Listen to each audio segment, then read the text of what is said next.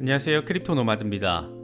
전 세계 자본 시장이 아주 난리도 아닙니다. 비트코인 차트 바라보고 있자면 지난해 폭락장들 떠오를 정도로 시장이 크게 요동치고 있습니다.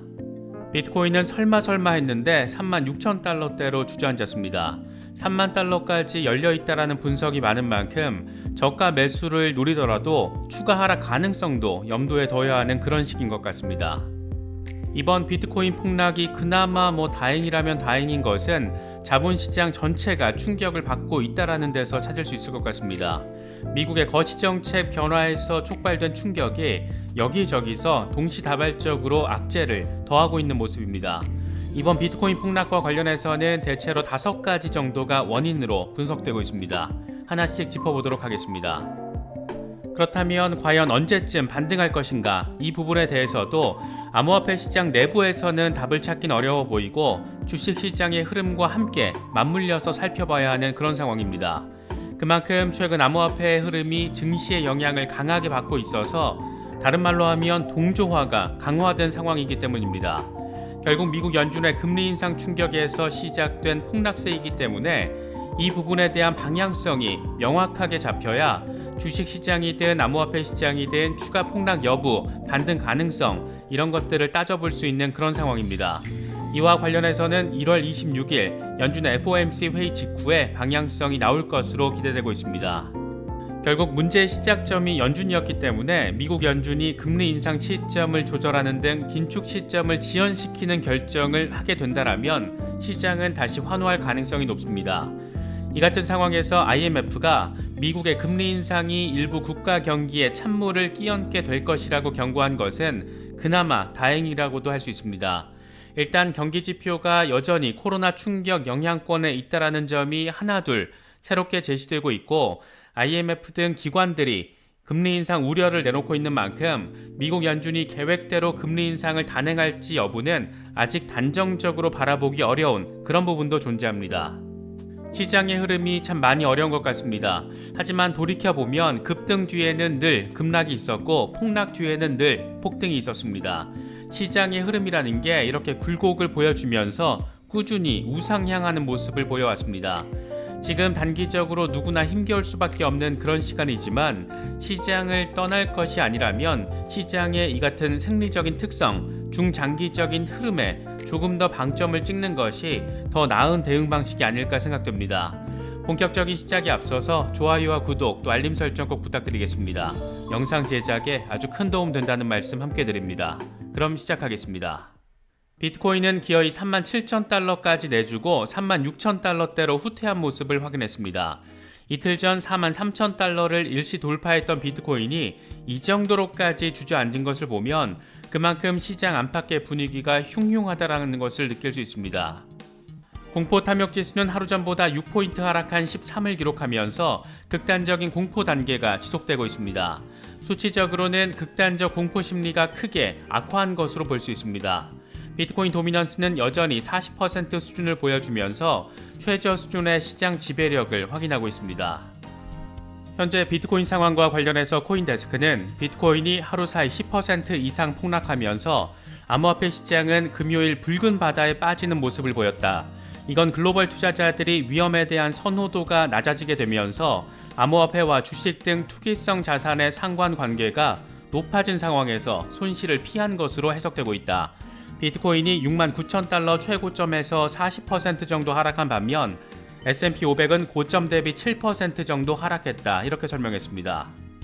그러면서 일부 분석가들은 이 같은 손실 상황에도 불구하고 여전히 단기 반등을 예상하고 있다라면서 암호화폐 파생상품 거래 플랫폼 델타 익스체인지의 CEO 판카리 발라니의 멘트를 인용했는데 그는 비트코인이 최고점에서 50% 수준으로 하락한 35,000달러 부근에서 매수세를 찾을 것으로 예상한다. 단기적으로 45,000달러에서 5만 달러 영역에 도전할 수 있지만 유동성이 여전히 부족하기 때문에 전반적인 전망은 약세를 유지할 것으로 보인다라고 말했습니다. 코인데스크는 또 다른 기사를 통해서는 3만 달러 추가 후퇴 가능성에 좀 더 방점을 찍는 모습을 보였습니다. 코인데스크는 매도 세력이 지난 2달 동안 장기 하락 추세를 유지하고 있는 상황에서 차트의 과매도 신호가 수요를 지지할 정도로 충분하지 않은 상황이다.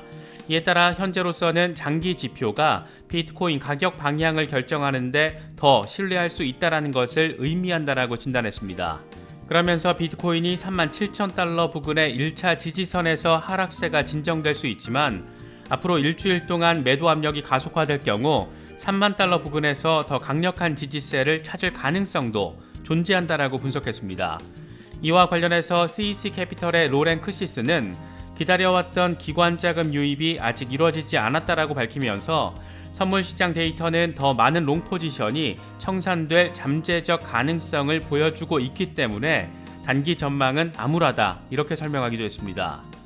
코인텔레그래프의 기고가 라케쉬 우페드히의 경우에도 최악의 경우 3만 달러 후퇴가 가능하다라는 점을 지적했습니다.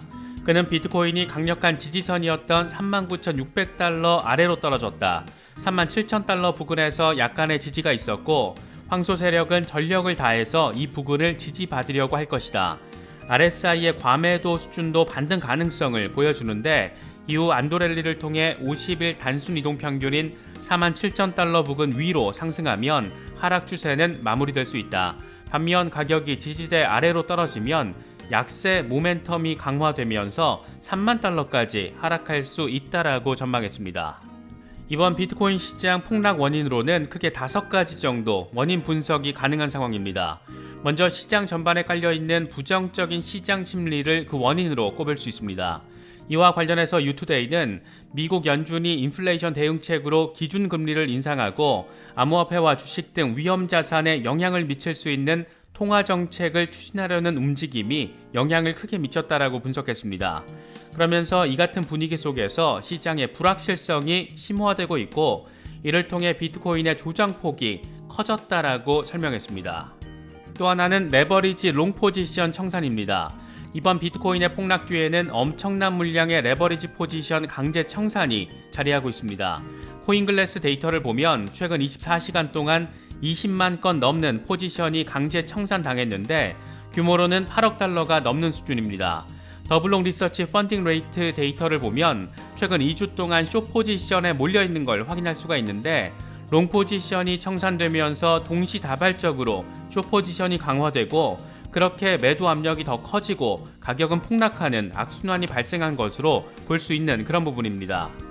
또 하나는 주식시장과의 상관관계가 강화된 상황에서 주식시장의 악재가 암호화폐 시장에도 악재로 작용했다라는 분석입니다. 최근 암호화폐 시장과 주식시장의 동조화가 강화된 상황에서 여전히 상관관계를 주목해야 한다는 겁니다.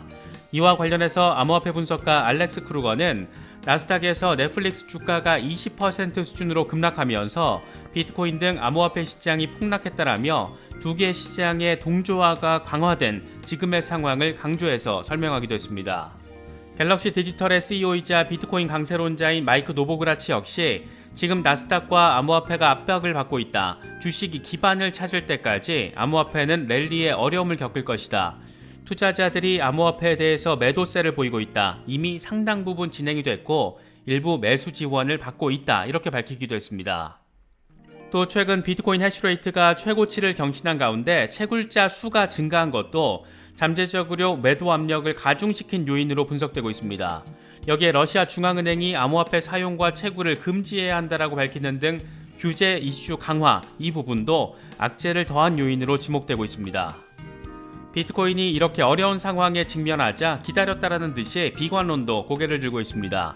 미국 유명 금융 리서치 기업인 해치아이 리스크 매니지먼트의 CEO 키스 맥컬러프는 자신의 트위터를 통해서 비트코인 버블이 꺼지고 있다 이렇게 주장했습니다. 그는 비트코인이 지난해 11월에 정점을 찍었고 12월 말에 쿼드4에 진입하면서 비트코인 거품이 터지고 있다라고 강조했습니다. 해치아이 리스크는 자산의 성장세와 인플레이션, 정책 등을 기반으로 시장의 심리를 측정해서 수익률을 예측하는데 이때 산출된 수익률은 4개 경제 쿼드로 분류되고 그가 언급한 쿼드4는 일반적으로 가장 어려운 최악의 환경을 의미합니다. 이런 전반적인 폭락 배경을 놓고 보면 사실 시장이 반등할지 아니면 추가 폭락할지 그 기준점을 잡는 것도 상당히 단순하게 생각해 볼 수 있습니다. 결국 미국 연준의 금리 인상을 통한 긴축 정책으로의 전환이 이번 자본시장 폭락의 가장 큰 원인이었기 때문에 이 부분에 대해서 좀 더 명확한 방향타가 설정된다면 시장의 방향성 역시 가늠해 볼 수 있는 그런 상황입니다. 이와 관련해서는 1월 26일 미국 연준의 FOMC 회의 결과가 주목받고 있습니다. 연준은 1월 25일부터 이틀 동안 FOMC 회의를 진행한 뒤에 기존의 방침대로 3월 금리 인상을 단행할지에 대한 입장을 내놓을 것으로 예상되고 있습니다. 12월과의 차이점은 코로나 오미크론 변이로 인한 경제 충격 여파를 담은 경제 지표가 하나둘 공개되고 있다는 것인데, 일례로 1월 20일 발표된 미국 신규 실업수당 신청 건수는 3개월 만에 최대치를 기록했습니다. 그만큼 코로나로 인한 경제 충격이 여전히 계속되고 있다는 점을 방증하는 것이어서 연준이 이 같은 지표들을 얼마나 반영할지가 변수로 제시된 상황입니다. 특히 2월 첫째 주로 접어들게 되면 소비자 물가지수 등이 추가로 발표되기 때문에 지금의 경제 상황이 회복 단계가 아니라는 점이 드러날 수도 있는 만큼 연준의 거시정책 변화 방향성과 속도에 변화가 생길 수 있다는 지적도 꾸준히 나오고 있는 그런 상황입니다. 이와 관련해서 IMF 총재가 미국의 금리 인상 정책에 압박을 가한 것은 투자자 입장에서는 긍정적인 부분으로 받아들일 수도 있는 그런 부분입니다. 크리스탈리나 게오르기에바 IMF 총재는 미국 연준의 금리 인상이 세계 경제 회복의 악재가 될 수 있다라고 주장했습니다. 그녀는 세계 경제 포럼 화상회의를 통해서 미국의 금리 인상을 두고 경기 회복력이 약한 국가에 찬물을 끼얹을 수도 있다, 이렇게 경고했습니다. 그러면서 미국의 금리 인상은 달러화 부채가 높은 국가에 중대한 영향을 미칠 수 있다. 연준이 이걸 염두에 두고 정책 계획을 명확하게 밝혀야 한다, 이렇게 강조했습니다. 이게 연준의 명분을 만들어주기 위한 짜고 치는 고스톱, 그렇게 바라볼 수도 있겠지만 어쨌든 금리 인상에 제동이 걸릴 수 있다는 점을 보여주는 그런 멘트여서 관심을 더 받고 있는 것 같습니다. 극단적인 공포감이 자리하고 있지만 그럼에도 불구하고 긍정적인 시그널은 포착되고 있습니다. 먼저 뉴욕 주식시장의 변동성 지수이자 공포지수로도 불리는 빅스의 현물 가격이 선물 가격보다 높아진 것으로 나타났습니다. 블룸버그는 시카고 옵션 거래소 변동성 지수 현물과 3개월 선물이 역전됐다라고 보도했습니다. 통상 선물 가격이 현물 가격보다 높기 마련인데 시장의 공포감이 커지면서 현물과 선물이 역전돼 버린 겁니다. 이런 역전이 일어나면 통상 조정의 끝자락을 의미하는데, 지난해 이 같은 역전이 4번 발생했을 때 4번 모두 S&P 500은 반등에 성공하는 모습을 보였습니다. 비트코인의 자체적인 흐름 속에서도 반등 가능성은 꾸준히 제시되고 있습니다. 블룸버그는 비트코인의 주간 RSI가 비트코인이 과거 바닥이었을 때 수준으로 하락했다라면서 반등 가능성을 제시했습니다. 블룸버그는 비트코인은 하락장에서 주간 RSI가 33에서 40 사이에서 바닥을 발견하곤 했다. 비트코인이 이번에 4만 달러 아래로 하락하면서 주간 RSI도 과거 바닥 수준으로 후퇴했다라고 설명했습니다. RSI가 바닥이라는 것은 매도 물량이 나올 만큼 나온 이 과매도 상황이라는 것을 의미하는 만큼 이번에도 과거의 경험치 그대로 현실화될 수 있으면 좋겠습니다. 지금 시장 상황에서 어떻게 대응해야 할까? 투자 특성에 따라서 다르게 접근해야겠지만 지금은 세력도 물리는 판국이다, 이런 말이 나온다라는 점에서 개인적으로는 좀 더 보수적으로 바라보려고 노력하고 있습니다. 평소에도 보수적인 투자 원칙을 강조해왔던 피터 브렌트도 이번에도 지금은 돈을 지킬 때다, 이렇게 강조했습니다. 그는 폭탄이 떨어지기 시작하면 나는 폭탄 대피소로 간다. 시장에서는 돈을 벌어야 하는 때와 돈을 지켜야 하는 때가 있다. 돈을 버는 것이 실제로 돈을 지키는 것보다 쉽다. 지금은 돈을 지킬 때다, 이렇게 말했습니다. 반면 캐릭터에 따라서는 지금을 빅세일 기간으로 간주하고 열심히 줍줍을 하는 경우도 존재합니다. 가장 대표적인 예가 엘살바도르입니다. 나이프 부켈레 엘살바도르 대통령은 비트코인 410개를 추가로 매입했는데 1,500만 달러밖에 들지 않았다. 사람들이 정말 싸게 팔고 있다, 이렇게 밝히기도 했습니다. 지난해 5월과 7월 비트코인이 폭락했을 때 그때도 지금처럼 시장 망해간다, 다 끝났다, 죽었다, 이런 퍼드들 마련했습니다. 하지만 급락 뒤에 폭등을 이뤄내면서 11월에 사상 최고가를 보여줬습니다. 지금도 추가 후퇴 가능성도 여전히 존재하지만 반등 가능성도 존재한다라는 점, 또 반등 시그널들 속속 포착되고 있다라는 점, 이런 부분들도 잘 참고하실 수 있으면 좋겠습니다. 이 도박 베팅하듯이 시장을 바라보면 진짜 힘겹고 어려운 시간이지만 투자의 관점에서 시장 전반을 바라보면 또 그렇게 죽을 정도로 힘들 수준은 아니지 않나, 개인적으로는 바라보고 있습니다. 아무쪼록 어려운 시기에 현명하게 대응하실 수 있으면 좋겠습니다. 이번에 준비한 영상은 여기까지입니다. 영상이 도움이 되셨다면 좋아요와 구독 또 알림 설정 꼭 부탁드리겠습니다. 영상 제작에 아주 큰 도움 된다는 말씀 함께 드립니다.